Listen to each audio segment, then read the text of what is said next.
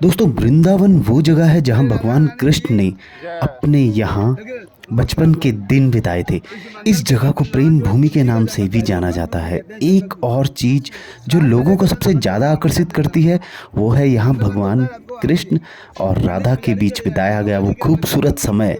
वृंदावन में उनके प्यार को समर्पित कई मंदिर मौजूद है, लेकिन उनमें से एक रहस्यमय वन है जिसे निधिवन कहते हैं। निधिवन एक ऐसी जगह है कि जिसके बारे में माना जाता है कि भगवान श्री कृष्ण यहाँ रास लीला रचाने आते हैं। निधिवन में भगवान श्री कृष्ण और श्री राधा आज भी अर्धरात्रि के बाद रास रचाते हैं। रास के बाद निधिवन परिसर में स्थापित रंग महल में शयन करते हैं। रंग महल में आज भी प्रसाद में माखन मिश्री प्रतिदिन रखा जाता है। शयन के लिए पलंग लगाया जाता है। सुबह बिस्तरों के देखने से प्रतीत होता है कि यहाँ निश्चित ही किसी ने आराम और विश्राम किया हो। लगभग 2-2.5 एकड़ में क्षेत्रफल में फैले निधिवन के वृक्षों की खासियत है कि इनमें से किसी भी वृक्ष के तने सीधे नहीं मिलेंगे तथा इन वृक्षों की डालियां नीचे की ओर झुकी तथा आपस में गुथी हुई रहती हैं। निधिवन परिसर में ही संगीत सम्राट के जनक श्री स्वामी हरिदास जी की जीवित समाधि, रंग महल, बांके बिहारी जी का प्राकट्य स्थल, राधा रानी बंसीचोर आदि दर्शनीय स्थान हैं। और ये जो आप पेड़ देख रहे हो, पेड़ पौधे, ये 16,108 हैं और ये सभी रात को जीवित हो जाते हैं। रात के समय में एक बात खास है कि यहाँ पर कोई पशु, कोई पक्षी, कोई मनुष्य नहीं रहता, क्योंकि जो यहाँ पर रहता है वो या तो अंधा हो जाता है या वो किसी को कुछ बताने लायक नहीं रहता, पागल हो जाता है। क्योंकि ये 16,108 वृक्ष रात को रानियां बनकर उनके साथ हंसते और गाते हैं। दोस्तों ये जानकर आपको आश्चर्य होगा कि निधिवन विश्व का इकलौता ऐसा मंदिर है जहां श्री राधा जी को बांसुरी बजाते हुए दिखाया गया है। इसके पीछे भी एक मान्यता है कि श्री राधा जी को भगवान की बांसुरी से जलन होने लगी थी। राधा रानी ने भगवान की बांसुरी को चुराकर उनसे दूर करना चाहा था, क्योंकि जब भगवान अपनी बांसुरी को बजाते थे तो सभी गोपियां और गाय उस स्थान पर आ जाती थी। श्री राधा जी की कामना होती थी कि वे भगवान कृष्ण के साथ अकेले में कुछ पल बिताएं, इसलिए उन्होंने भगवान की बांसुरी को चुराकर ये देखना चाहा कि यदि मैं भी इस बांसुरी को बजाऊं तो क्या गोपियां आते हैं या नहीं। इसलिए ऐसा नहीं हुआ तो राधा जी ने स्वयं बांसुरी को भगवान से क्षमा मांगते हुए वापस कर दिया। दोस्तों वृंदा मतलब तुलसी और वन मतलब जंगल, तो इसी को वृंदावन कहते हैं और इसी में हम निधिवन को नाम से इसको जानते हैं। दोस्तों निधिवन में आरती के बाद 7 तालों से इसको बंद कर दिया जाता है और मंदिर के गर्भगृह में भगवान के लिए नीम की दातुन, पान का बीड़ा, लड्डू और श्रृंगार आदि का सामान रखा जाता है। लेकिन आश्चर्य की बात यह है कि 7 तालों में बंद होने के बावजूद जब इसे खोला जाता है सुबह, तो पान चबाया हुआ, दातुन की हुई, लड्डू खाया हुआ और श्रृंगार का सामान बिखरा हुआ मिलता है। यही तो आश्चर्य है इस निधिवन का। कहते हैं कि इस मंदिर के दरवाजे अपने आप ही खुलकर बंद हो जाते हैं, लेकिन यह किसी ने आज तक नहीं देखा। जिन्होंने देखा हो या तो वो पागल हो गया या वो किसी को कुछ बताने लायक नहीं रहा।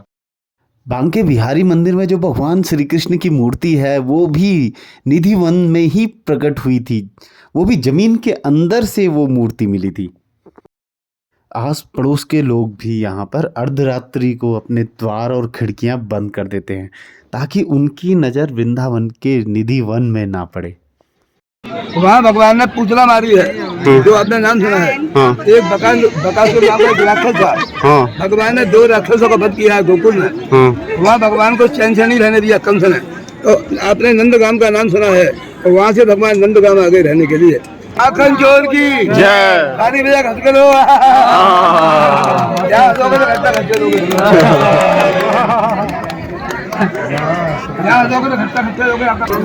ये श्रृंगार आपको वृंदावन में कोई खुद से नहीं आता, यहाँ वही आता है जिसको भगवान के द्वारा बुलाया जाता है। यहाँ पर रोज भक्तों की भीड़ देखने को आपको मिल जाएगी। इतनी आस्था का प्रतीक होने के कारण यहाँ पे हर रोज हजारों की संख्या में भक्त आते हैं।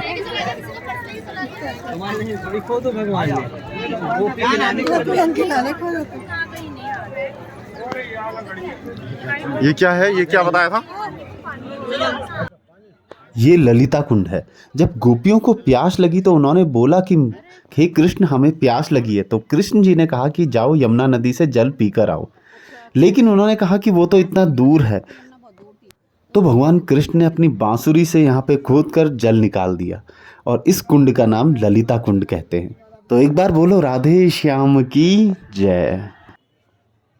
यहाँ पर भगवान को श्रृंगार का सामान इत्यादि चढ़ावे में चढ़ता है और मान्यता है कि जो भी यहाँ पर अपनी मनोकामना लेके आता है उसकी मनोकामना श्री राधे और भगवान कृष्ण पूरी करते हैं।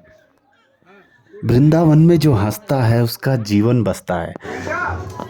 यहाँ की जलवायु में मिट्टी में कुछ तो है जो अपने आप ही पैर यहाँ पे थिरकने लगते हैं।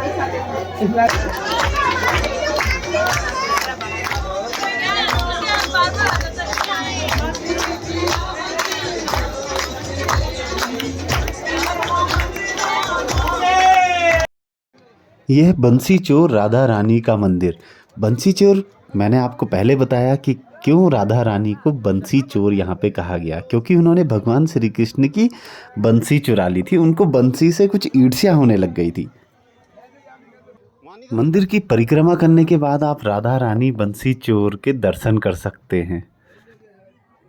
जेल के बाहर चलेंगे तो रात के रहने वालों की समाधि है, साधु संतों की, जिन्होंने भगवान के दर्शन कर चुके हैं और प्रभु की लीला नहीं बता पाए हैं, उन साधु संतों की समाधि है।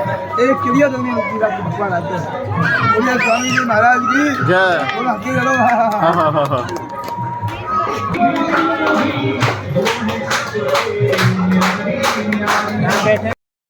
और ये सारी जो आप देख रहे हैं ये हैं समाधियाँ। ये वो समाधियाँ हैं जिन्होंने अपनी पूरी जिंदगी भगवान श्री कृष्ण की भक्ति में लगा दी और लास्ट में अपने यहीं पर प्राण भी त्याग दिए, वो भी भक्ति करते हुए। तो ये उन लोगों की समाधियाँ हैं। दोस्तों, कैसी लगी आपको वीडियो? लाइक कीजिएगा, सब्सक्राइब कीजिएगा, कमेंट कीजिएगा और हमारे चैनल पे जाकर चेक कीजिएगा। वहाँ पे आपको और भी वीडियोस इन्फॉर्मेशन मिलती रहेंगी।